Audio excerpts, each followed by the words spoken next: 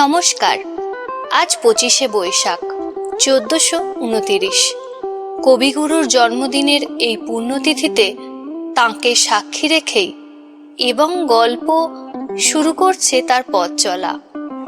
এই চলার পথে আমাদের প্রথম সঙ্গী একটি ছোট গল্প।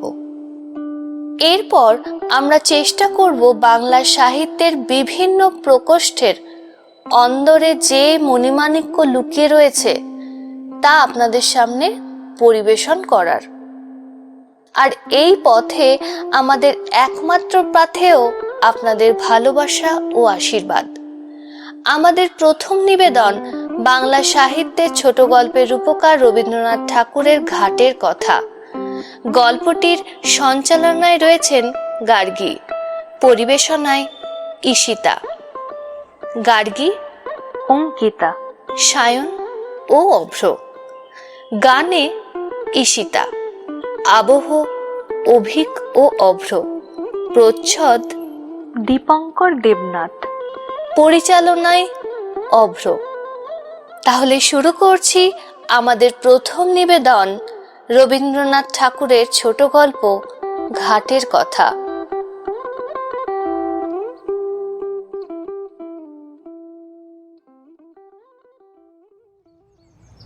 আমি কান পেতে রই, আমি কান পেতে রই,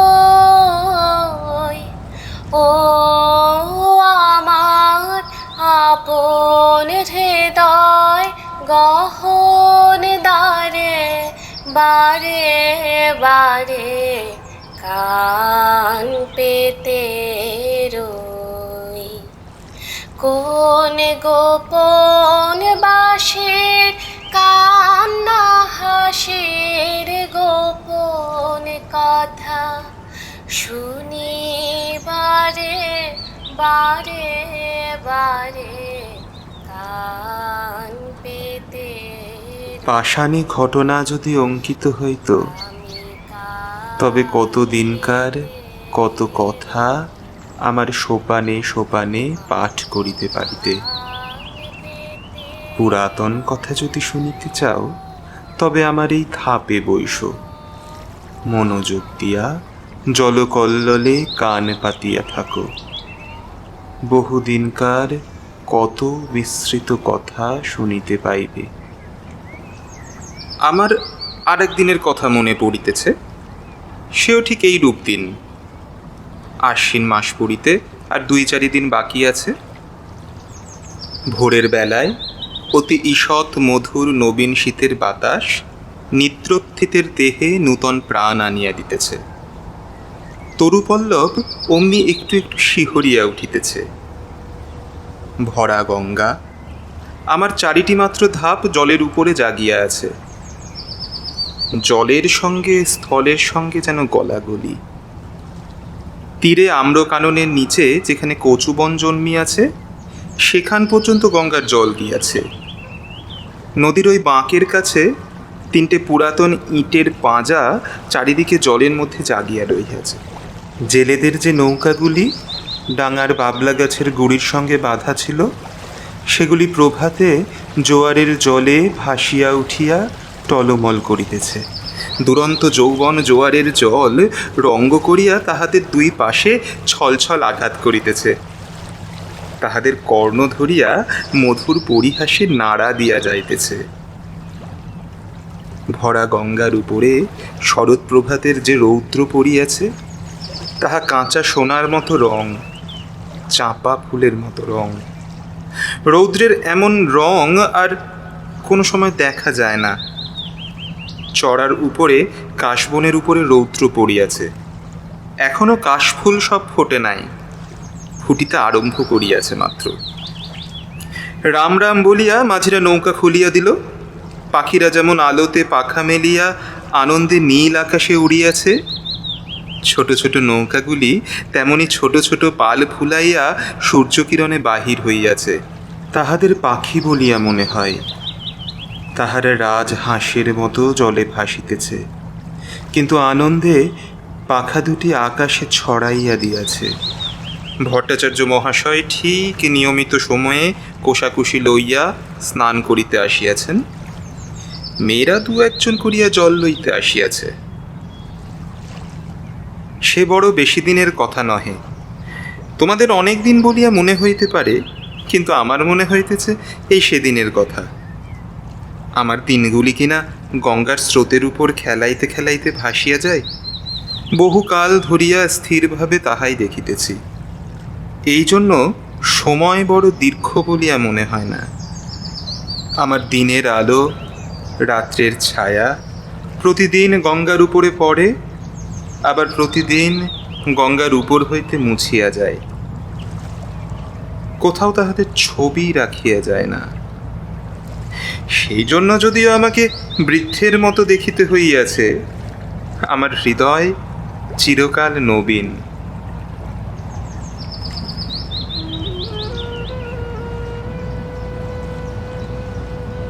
বহু বৎসরের স্মৃতির শৈবাল ভারে আচ্ছন্ন হইয়া আমার সূর্যকিরণ মারা পড়ে নাই। দৈবাত একটা ছিন্ন শৈবাল ভাসিয়া আসিয়া গায়ে লাগিয়া থাকে, আবার স্রোতে ভাসিয়া যায়। তাই বলিয়া যে কিছু নাই এমন বলিতে পারি না। যেখানে গঙ্গার স্রোত পৌঁছায় না, সেখানে আমার ছিদ্রে ছিদ্রে যে লতা গুল্ম শৈবাল জন্মিয়াছে, তাহারাই আমার পুরাতনের সাক্ষী। তাহারাই পুরাতন কালকে স্নেহ পাশে বাঁধিয়া চিরদিন শ্যামল মধুর, চিরদিন নূতন করিয়া রাখিয়াছে। গঙ্গা প্রতিদিন আমার কাছ হইতে এক ধাপ করিয়া সরিয়া যাইতেছেন। আমিও এক এক ধাপ করিয়া পুরাতন হইতেছি। চক্রবর্তীদের বাড়ির ওই যে বৃদ্ধা স্নান করিয়া নামাবলী গায়ে কাঁপিতে কাঁপিতে, মালা জপিতে জপিতে বাড়ি ফিরিয়া যাইতেছেন, উহার মাতামহী তখন এতটুকু ছিল।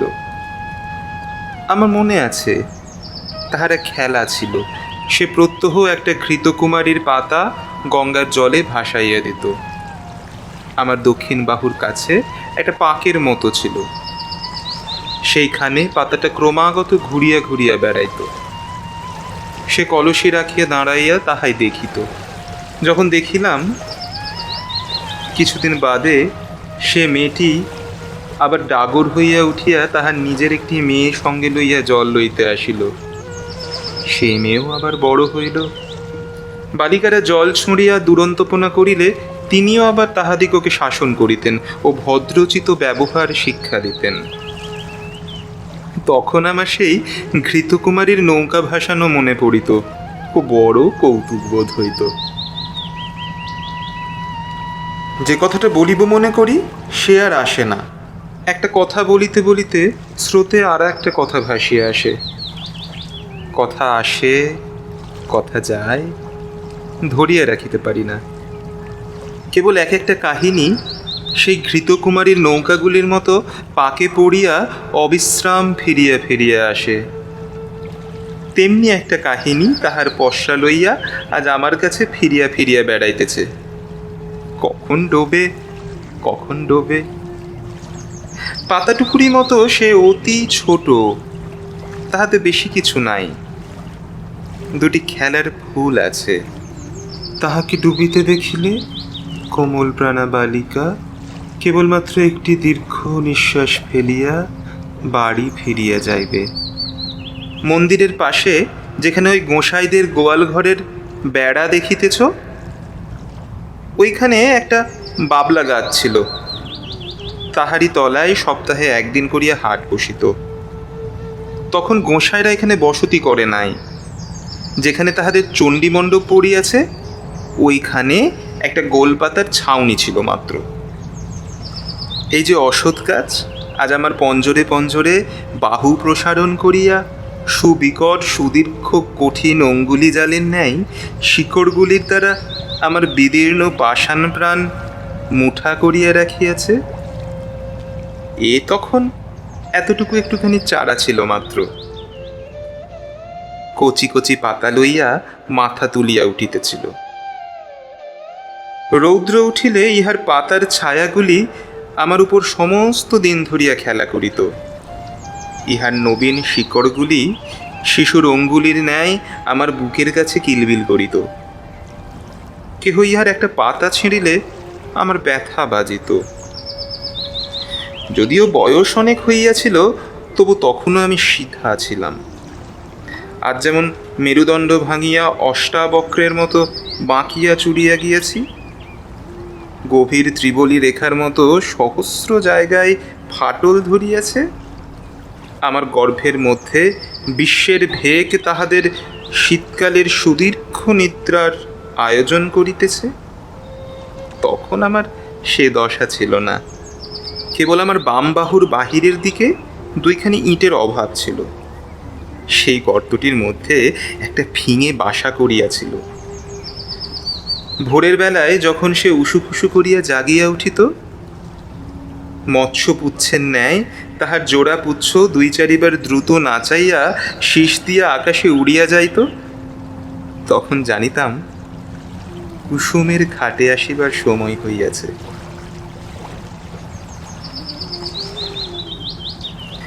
যে মেয়েটির কথা বলিতেছি, ঘাটের অন্যান্য মেয়েরা তাহাকে কুসুম বলিয়া ডাকিত। বোধ করি কুসুমই তাহার নাম হইবে। জলের উপরে যখন কুসুমের ছোট ছায়াটি পড়িত, তখন আমার সাধ যাইত সে ছায়াটি যদি ধরিয়া রাখিতে পারি, সে ছায়াটি যদি আমার পাষাণে বাঁধিয়া রাখিতে পারি, এমনি তাহার একটি মাধুরী ছিল। সে যখন আমার পাষাণের উপর পা ফেলিত ও তাহার চারগাছি মল বাজিতে থাকিত, তখন আমার শৈবাল গুল্মগুলি যেন পুলকিত হইয়া উঠিত। কুসুম যে খুব বেশি খেলা করিত বা গল্প করিত বা হাসি তামাশা করিত তাহা নহে। তথাপি আশ্চর্য এই, তাহার যত সঙ্গিনী এমন আর কাহারও নয়। যত দুরন্ত মেয়েদের তাহাকে না হইলে চলিত না।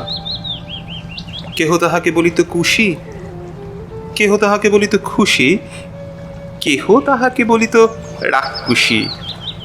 তাহার মা তাহাকে বলিত কুস্মি।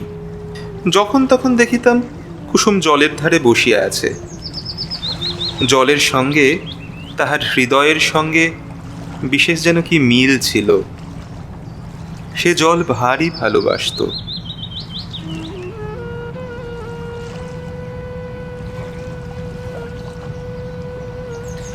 কিছুদিন পরে কুসুমকে আর দেখিতে পায় না। ভুবন আর স্বর্ণ ঘাটে আসিয়া কাঁদিত। শুনিলাম তাহাদের কুশি খুশি রাক্ষুসীকে শ্বশুর বাড়ি লইয়া গিয়াছে। শুনিলাম যেখানে তাহাকে লইয়া গেছে সেখানে নাকি গঙ্গা নাই। সেখানে আবার কারো সব নূতন লোক, নূতন ঘরবাড়ি, নূতন পথঘাট। জলের পদ্মটিকে কে যেন ডাঙায় রোপণ করিতে লইয়া গেল। ক্রমে কুসুমের কথা একরকম ভুলিয়া গেছি। 1 বৎসর হইয়া গেছে, ঘাটের মেয়েরা কুসুমের গল্পও বড় করে না। একদিন সন্ধ্যার সময়ে বহুকালের পরিচিত পায়ের স্পর্শে সহসা যেন চমক লাগিল। মনে হইল যেন কুসুমের পা। তাহাই বটে, কিন্তু সে পায়ে আর মল বাজিতেছে না। সে পায়ের সে সঙ্গীত নাই। কুসুমের পায়ের স্পর্শ ও মলের শব্দ চিরকাল একত্র অনুভব করিয়া আসিতেছি। আজ সহসা সেই মলের শব্দটি না শুনিতে পাইয়া সন্ধ্যাবেলাকার জলের কল্লোল কেমন বিষণ্ণ শুনাইতে লাগিল। আম্রবনের মধ্যে পাতা ঝরঝর করিয়া বাতাস কেমন হাহা করিয়া উঠিল। কুসুম বিধবা হইয়াছে। শুনিলাম তাহার স্বামী বিদেশে চাকরি করিত। 2-1 দিন ছাড়া স্বামীর সহিত সাক্ষাৎই হয় না। পত্রযোগে বৈধব্যের সংবাদ পাইয়া 8 বৎসর বয়সে মাথার সিঁদুর মুছিয়া গায়ের গহনা ফেরিয়া আবার তাহার দেশে সেই গঙ্গার ধারে ফিরিয়া আসিয়াছে। কিন্তু তাহার সঙ্গিনীদেরও বড় কেহ নাই। ভুবন, স্বর্ণ, অমলা শ্বশুর ঘর করিতে গিয়াছে। কেবল শরৎ আছে, কিন্তু শুনিতেছি অগ্রহায়ণ মাসে তাহারও বিবাহ হইয়া যাইবে। কুসুম নিতান্ত একলা পড়িয়াছে, কিন্তু সে যখন দুটি হাঁটুর উপর মাথা রাখিয়া চুপ করিয়া আমার ধাপে বসিয়া থাকিত, তখন আমার মনে হইত যেন নদীর ঢেউগুলি সবাই মিলিয়া হাত তুলিয়া তাহাকে খুশি খুশি রাক্ষসী বলিয়া ডাকাডাকি করিত। বর্ষার আরম্ভে গঙ্গা যেমন প্রতিদিন দেখিতে দেখিতে ভরিয়া ওঠে, কুসুম তেমনি দেখিতে দেখিতে প্রতিদিন সৌন্দর্যে যৌবনে ভরিয়া উঠিতে লাগিল। কিন্তু তাহার মলিন বসন, করুণ মুখ, শান্ত স্বভাবে তাহার যৌবনের উপর এমন একটি ছায়াময় আবরণ রচনা করিয়া দিয়েছিল যে সে যৌবন, সে বিকশিত রূপ সাধারণের চোখে পড়িত না। কুসুম যে বড় হইয়াছে এ যেন কেহ দেখিতে পাইত না। আমি তো পাইতাম না। আমি কুসুমকে সেই বালিকাটির চেয়ে বড় কখনো দেখি নাই। তাহার মল ছিল না বটে, কিন্তু সে যখন চলিত আমি সেই মলের শব্দ শুনিতে পাইতাম। এমনি করিয়া 10 বৎসর কখন কাটিয়া গেল গাঁয়ের লোকেরা কেহ যেন জানিতেই পারিল না। এই আজ যেমন দেখিতেছ, সে বৎসরও ভাদ্র মাসের শেষাশেষি এমন এক দিন আসিয়াছিল। তোমার প্রপিতামহীরা সেদিন সকালে উঠিয়া এমনিতর মধুর সূর্যের আলো দেখিতে পাইয়াছিলেন। তাহারা যখন এতখানি ঘোমটা টানিয়া কলসি তুলিয়া লইয়া আমার উপরে প্রভাতের আলো আরও আলোময় করিবার জন্য গাছপালার মধ্য দিয়া গ্রামের উঁচু নিচু রাস্তার ভিতর দিয়া গল্প করিয়া করিয়া চলিয়া আসিতেন, তখন তোমাদের সম্ভাবনাও তাহাদের মনের একপার্শ্বে উদিত হইত না। তোমরা যেমন ঠিক মনে করিতে পারো না, তোমাদের দিদিমারাও সত্য সত্যই একদিন খেলা করিয়া বেড়াইতেন। আজিকার দিন যেমন সত্য, যেমন জীবন্ত, সেদিনও ঠিক তেমনই সত্য ছিল। তোমাদের মতো তরুণ হৃদয়খানি লইয়া সুখে দুঃখে তাহারা তোমাদেরই মতো টলমল করিয়া দুলিয়াছেন। তেমনি আজকের এই শরতের দিন তাহারাহীন, তাহাদের সুখ দুঃখের স্মৃতি লেশ মাত্রহীন, আজিকার এই শরতের সূর্য করজ্জ্বল আনন্দ ছবি তাহাদের কল্পনার নিকটে তদপেক্ষাও অগোচর ছিল। সেদিন ভোর হইতে প্রথম উত্তরের বাতাস অল্প অল্প করিয়া বহিতে আরম্ভ করিয়া ফুটন্ত বাবলা ফুলগুলি আমার উপরে একাতটা উড়াইয়া ফেলিতেছিল। আমার পাষাণের উপরে একটু একটু শিশিরের রেখা পড়িয়াছিল। সেই দিন সকালে কোথা হইতে গৌরতনু সৌমজ্জ্বল মুখচ্ছবি দীর্ঘকায় এক নবীন সন্ন্যাসী আসিয়া আমার সম্মুখস্থ ওই শিব মন্দিরে আশ্রয় লইলেন। সন্ন্যাসীর আগমন বার্তা গ্রামে রাষ্ট্র হইয়া পড়িল। মেয়েরা কলসি রাখিয়া বাবা ঠাকুরকে প্রণাম করিবার জন্য মন্দিরে গিয়া ভিড় করিল। ভিড় প্রতিদিন বাড়িতে লাগিল। একে সন্ন্যাসী, তাহাতে অনুপম রূপ, তাহাতে তিনি কাহাকেও অবহেলা করিতেন না।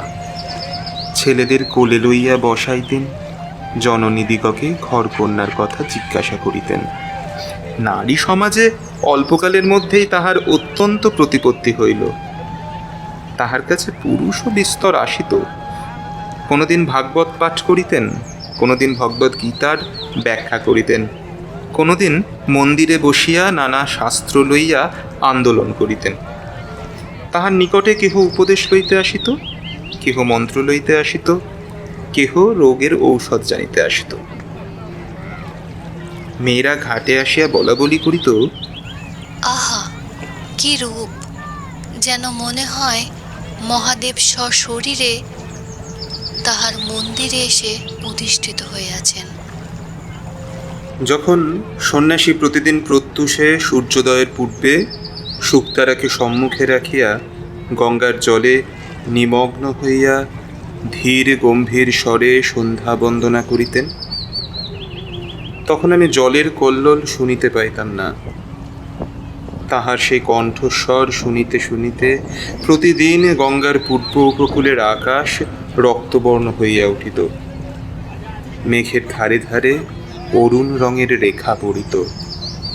অন্ধকার যেন বিকাশোন্মুখ কুড়ির আবরণপুটের মতো ফাটিয়া চারিদিকে নামিয়া পড়িত ও আকাশ সরোবরে উষা কুসুমের লাল আভা অল্প অল্প করিয়া বাহির হইয়া আসিত।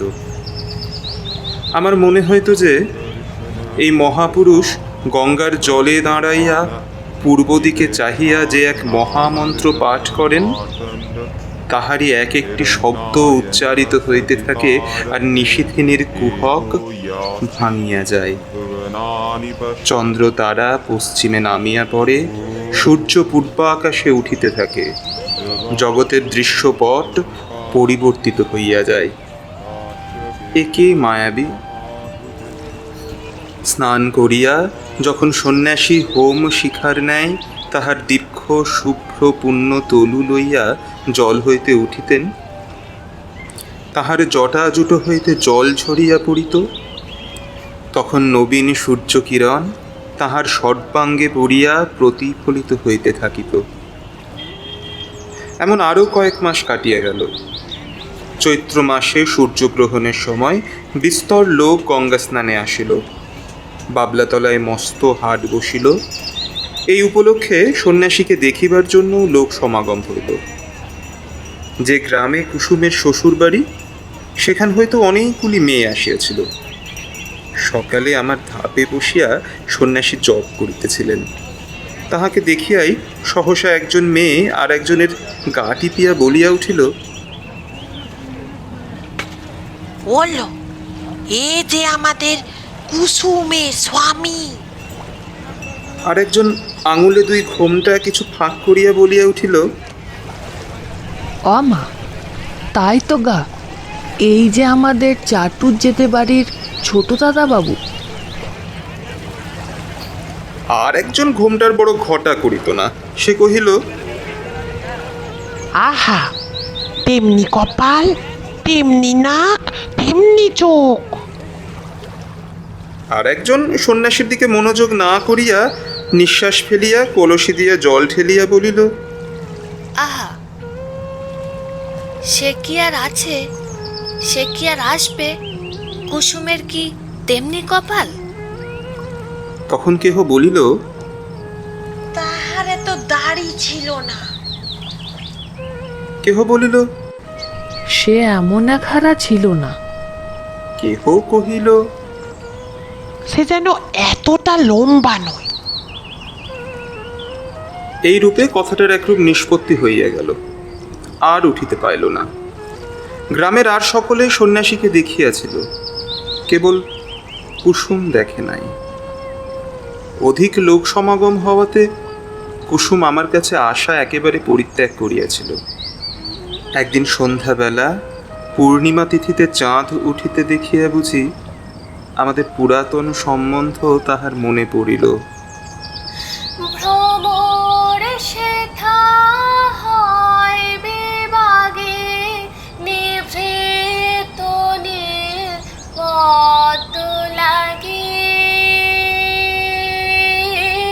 রে। কোন রাতের পাখি গায় একাকী, রাতের পাখি গায় একাকী, সঙ্গী বিহীন অন্ধকারে বারে বারে কান পেতে রই।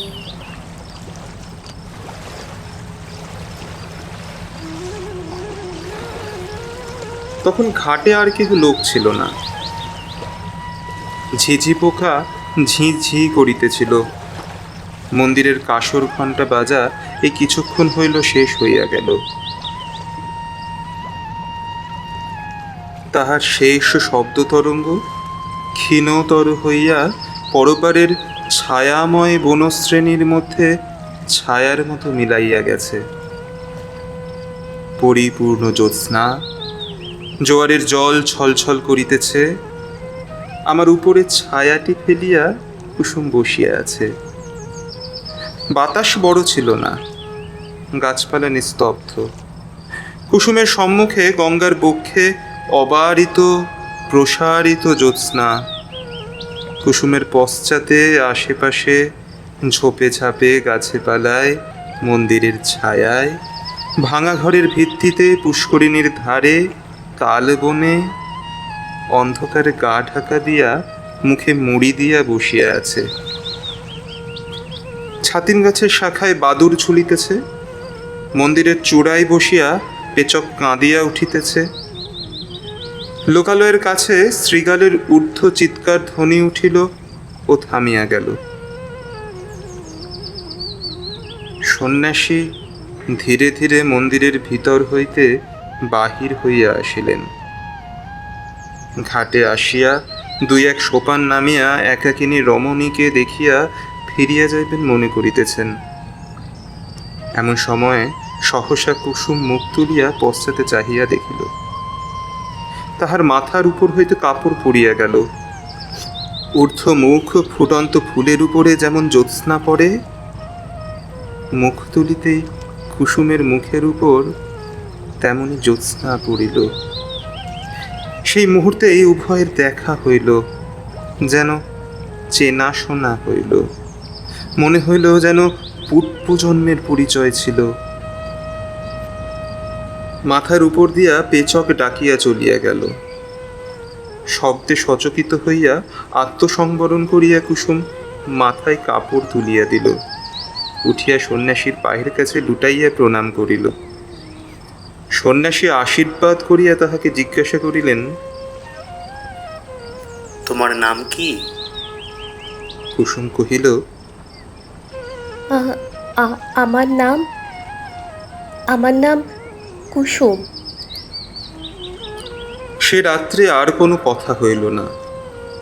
কুসুমের ঘর খুব কাছেই ছিল। কুসুম ধীরে ধীরে চলিয়া গেল। সে রাত্রে সন্ন্যাসী অনেকক্ষণ পর্যন্ত আমার সোপানে বসিয়াছিলেন। অবশেষে যখন পূর্বের চাঁদ পশ্চিমে আসিল, সন্ন্যাসীর পশ্চাতের ছায়া সম্মুখে আসিয়া পড়িল, তখন তিনি উঠিয়া মন্দিরে গিয়া প্রবেশ করিলেন।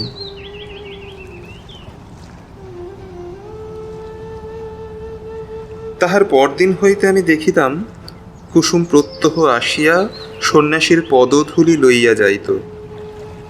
সন্ন্যাসী যখন শাস্ত্র ব্যাখ্যা করিতেন, তখন সে এক ধারে দাঁড়াইয়া শুনিত। সন্ন্যাসী প্রাতঃসন্ধ্যা সমাপন করিয়া কুসুমকে ডাকিয়া তাহার ধর্মের কথা বলিতেন। সব কথা সে কি বুঝিতে পারিত, কিন্তু অত্যন্ত মনোযোগের সহিত সে চুপ করিয়া বসিয়া শুনিত। সন্ন্যাসী তাহাকে যেমন উপদেশ করিতেন, সে অবিকল তাহাই পালন করিত। প্রত্যহ সে মন্দিরের কাজ করিত, দেবসেবায় আলস্য করিত না, পূজার ফুল তুলিত, গঙ্গা হইতে জল তুলিয়া মন্দির ধৌত করিত। সন্ন্যাসী তাহাকে যে সকল কথা বলিয়া দিতেন, আমার সোপানে বসিয়া সে তাহাই ভাবিত। ধীরে ধীরে তাহার যেন দৃষ্টি প্রসারিত হইয়া গেল, হৃদয় উদ্ঘাটিত হইয়া গেল। সে যাহা দেখে নাই তাহা দেখিতে লাগিল, যাহা শুনে নাই তাহা শুনিতে লাগিল। তাহার প্রশান্ত মুখে যে একটি ম্লান ছায়া ছিল, তা দূর হইয়া গেল। সে যখন ভক্তি ভরে প্রভাতে সন্ন্যাসীর পায়ের কাছে লুটাইয়া পড়িত, তখন তাহাকে দেবতার নিকটে উৎসর্গীকৃত শিশির ধৌত পূজার ফুলের মতো দেখাত। একটি সুবিমল প্রফুল্লতা তাহার সর্ব শরীর আলো করিয়া তুলিল। শীতকালের এই অবসান সময়ে শীতের বাতাস বয়। আবার এক একদিন সন্ধ্যাবেলায় সহসা দক্ষিণ হইতে বসন্তের বাতাস দিতে থাকে। আকাশে হিমের ভাব একেবারে দূর হইয়া যায়। অনেক দিন পরে গ্রামের মধ্যে বাঁশি বাজিয়া ওঠে, গানের শব্দ শুনিতে পাওয়া যায়। মাঝিরা স্রোতে নৌকা ভাসাইয়া দাঁড় বন্ধ করিয়া শ্যামের গান গাহিতে থাকে। শাখা হইতে শাখান্তরে পাখিরা সহসা পরম উল্লাসে উত্তর প্রত্যুত্তর করিতে আরম্ভ করে। সময়টা এই রূপ আসিয়াছে। বসন্তের বাতাস লাগিয়া আমার প্রাসান হৃদয়ের মধ্যে অল্পে অল্পে যেন যৌবনের সঞ্চার হইতেছে। আমার প্রাণের ভিতরকার সেই নব যৌবনোচ্ছ্বাস আকর্ষণ করিয়াই যেন আমার লতা গুল্মগুলি দেখিতে দেখিতে ফুলে ফুলে একেবারে বিকশিত হইয়া উঠিতেছে। এ সময় কুসুমকে আর দেখিতে পায় না। কিছুদিন হইতে সে আর মন্দিরেও আসে না, ঘাটেও আসে না, সন্ন্যাসীর কাছে তাহাকে আর দেখা যায় না। ইতিমধ্যে কি হইল আমি কিছুই জানিতে পারি নাই। কিছুকাল পরে একদিন সন্ধেবেলায় আমারই সোপানে সন্ন্যাসীর সহিত কুসুমের সাক্ষাৎ হইল। কুসুম মুখ নত করিয়া কহিল, প্রভু, আমাকে কি ডাকিয়া পাঠাইয়াছেন? হ্যাঁ, তোমাকে দেখিতে পাই না কেন? আজকাল দেব সেবায় তোমার এত অবহেলা কেন? কুসুম চুপ করিয়া রহিল। আমার কাছে তোমার মনের কথা প্রকাশ করিয়া বলো। কুসুম ঈষৎ মুখ ফিরাইয়া কহিল, প্রভু, আমি পাপিয়সী, সেই জন্যেই এই অবহেলা। সন্ন্যাসী অত্যন্ত স্নেহপূর্ণ স্বরে বলিলেন, কুসুম, তোমার হৃদয়ে অশান্তি উপস্থিত হইয়াছে, আমি তাহা বুঝিতে পারিয়াছি। কুসুম যেন চমকিয়া উঠিল। সে হয়তো মনে করিল সন্ন্যাসী কতটা না জানি বুঝিয়াছেন। তাহার চোখে অল্পে অল্পে জলে ভরিয়া আসিল। সে সেইখানে বসিয়া পড়িল, মুখে আঁচল ঢাকিয়া সোপানে সন্ন্যাসীর পায়ের কাছে বসিয়া কাঁদিতে লাগিল।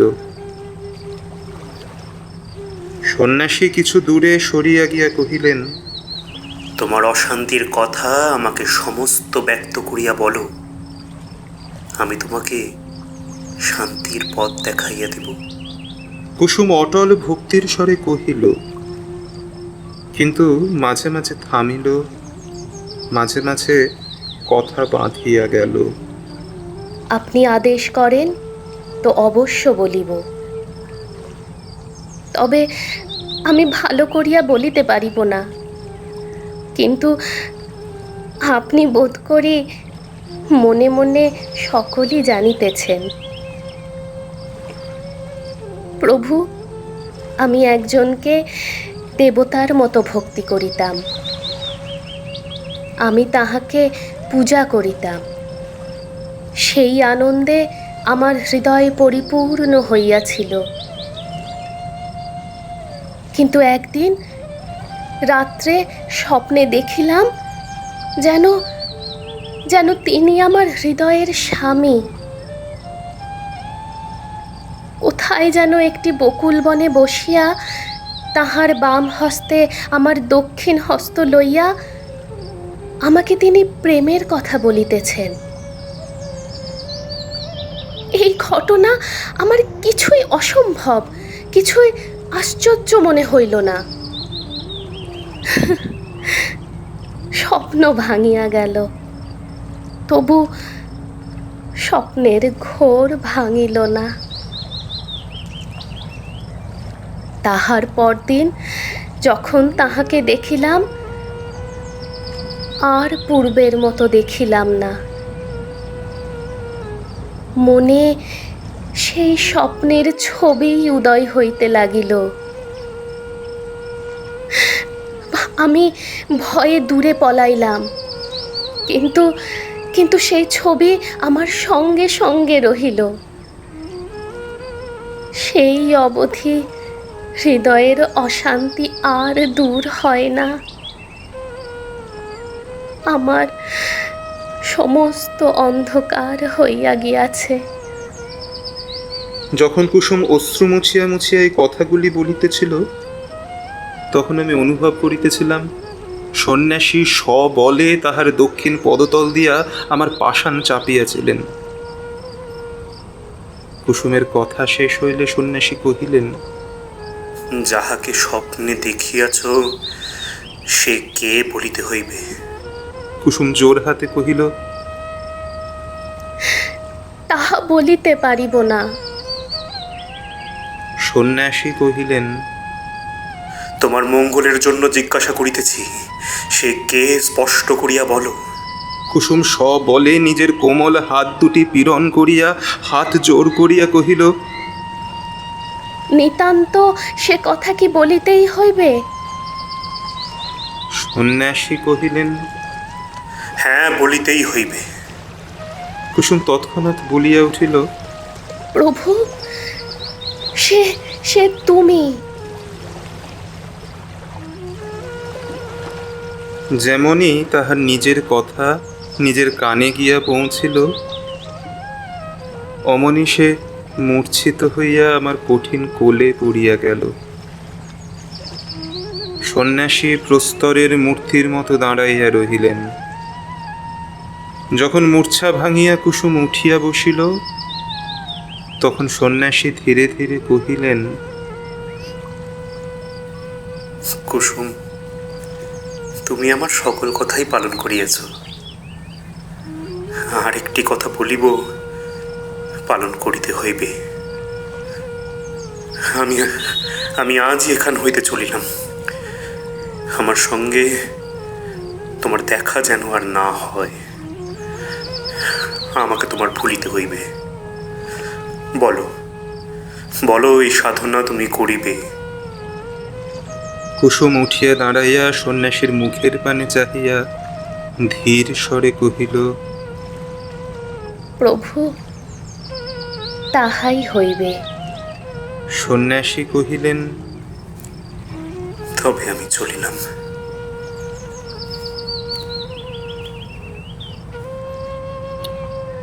কুসুম আর কিছু না বলিয়া তাহাকে প্রণাম করিল। তাহার পায়ের ধুলা মাথায় দুলিয়া লইল। সন্ন্যাসী চলিয়া গেলেন। কুসুম কহিল, তিনি আদেশ করিয়া গিয়াছেন, তাহাকে ভুলিতে হইবে। বলিয়া ধীরে ধীরে গঙ্গার জলে নামিল।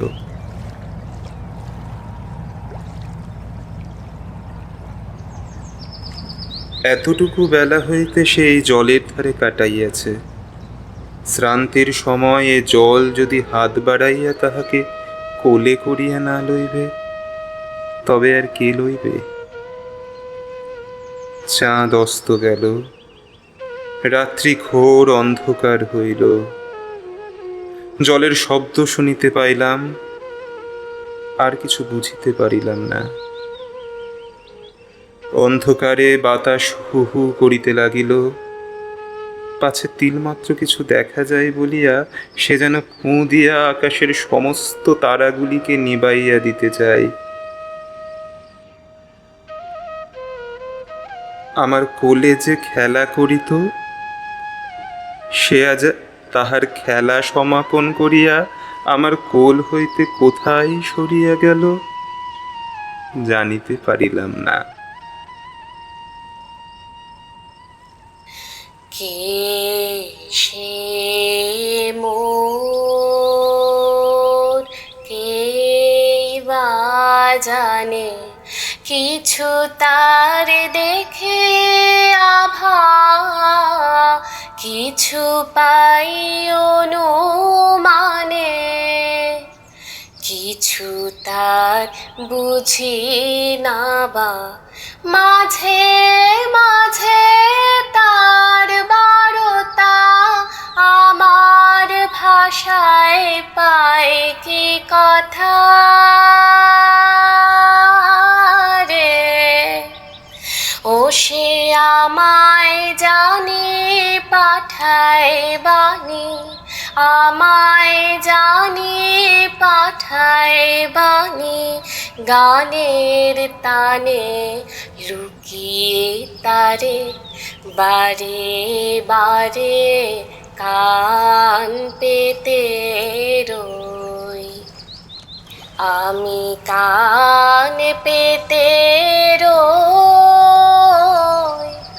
ও আমার আপন হৃদয় গহন দ্বারে বারে বারে কান পেতে রই।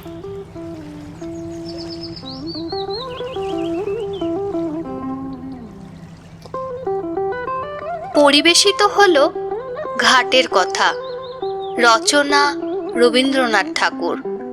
গল্পে ব্যবহৃত গানের কথা ও সুর রবীন্দ্রনাথ ঠাকুর। গানটি গেয়েছেন ঈশিতা, নিবেদনে কুসুম, ঈশিতা। গ্রামের মহিলারা গার্গী ও অঙ্কিতা, সন্ন্যাসিনী সায়ন ও কথক অভ্র। আবহ অভিক ও অভ্র। এডিটিং অভিক। পরিচালনা অভ্র। আমাদের গল্প বলা আপনাদের কেমন লাগলো তা অবশ্যই কমেন্ট সেকশনে আমাদের সুনিশ্চিত মতামত দিয়ে জানাবেন। ভালো লাগলে লাইক ও শেয়ার করে আপনাদের ভালো লাগা ভাগ করে নিলে আমরা আনন্দিত হব। আমাদের পরিবেশিত আরও গল্প শোনার জন্য এবং গল্প চ্যানেলটি অবশ্যই সাবস্ক্রাইব করুন। নোটিফিকেশনে থাকা বেল আইকনটি অন করে রাখুন। ধন্যবাদ।